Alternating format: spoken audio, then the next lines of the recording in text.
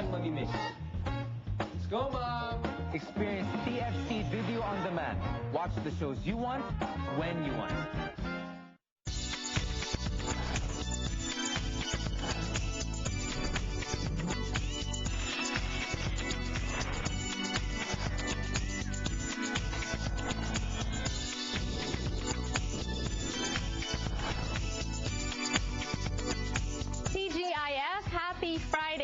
And it's not your ordinary Friday, because actually this is the Friday that leads to a long weekend. Labor Day on Monday. It's the last weekend of summer. Where did the summer go? I didn't feel it. Anyways, ngayong hapon sa Kababayan LA, dahil alam ko po maraming magkakainan this weekend. Pagkain po, pag-usapan natin dito sa ating programa. Kasama natin Chef Andre Guerrero. Hello and welcome to Kababayan LA. How you doing? Not too many people know that he is a Kababayan and he actually understands Tagalog. Magandang hapon sa'yo.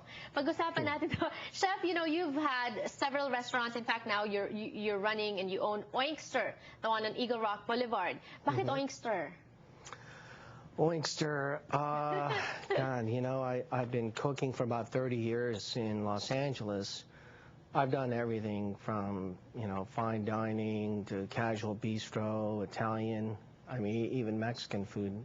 I owned Senor Fred about 4 years ago, and one day I got this smoker and I developed this obsession for curing, and I started making pastrami. So this obsession just kind of led into the restaurant concept. And I started putting things together, and I thought, well, if I'm going to do fast food, I want to do it different. I want to do it really well, right, because of my background. So I came up with a concept to do fast food, but we started curing our own pastrami. We're doing Belgian fries. We're cutting the potatoes and making all the sauces from scratch. And I put it out there, and this is what happened. It took off. And this is not just a regular fast food. They call it a slow-cooked fast food. How is that possible? Well, slow fast food is kind of a play on words.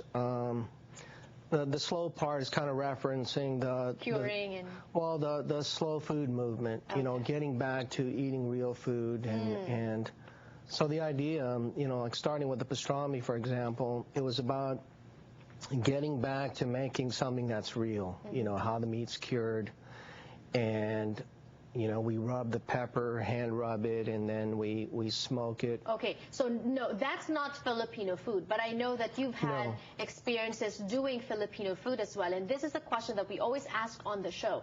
Why do you think Filipino cuisine hasn't penetrated mainstream America the way, say, Chinese, Vietnamese, or Thai cuisines have?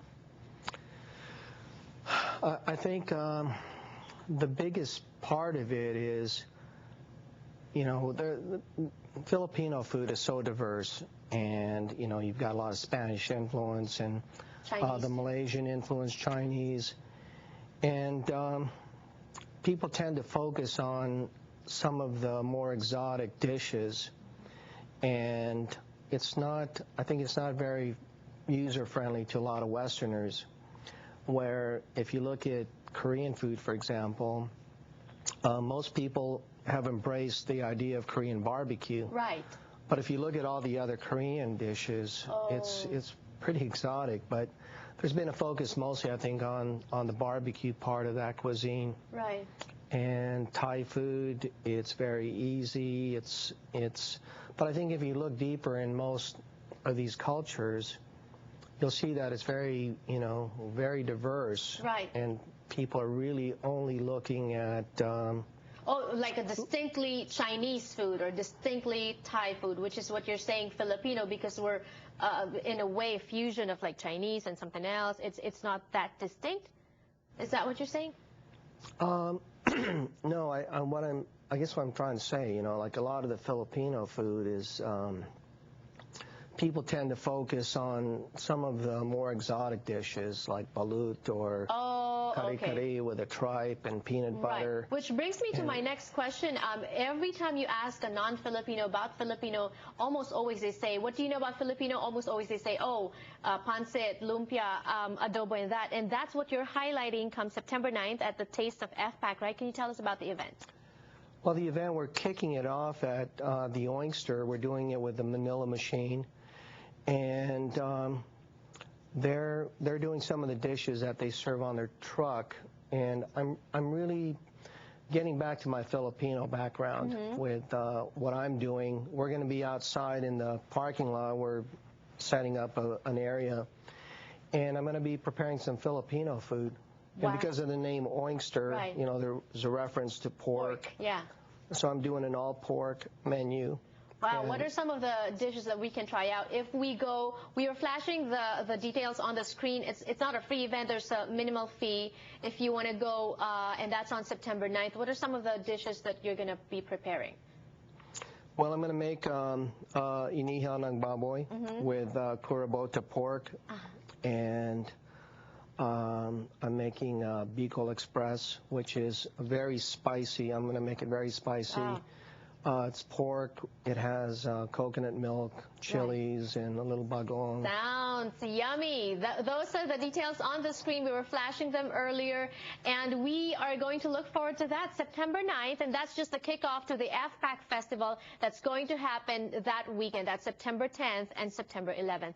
Thank you rather September 11th and September 12th. I'm sorry about that. Thank you so much, and more power to you, Chef. Thank you, Janelle.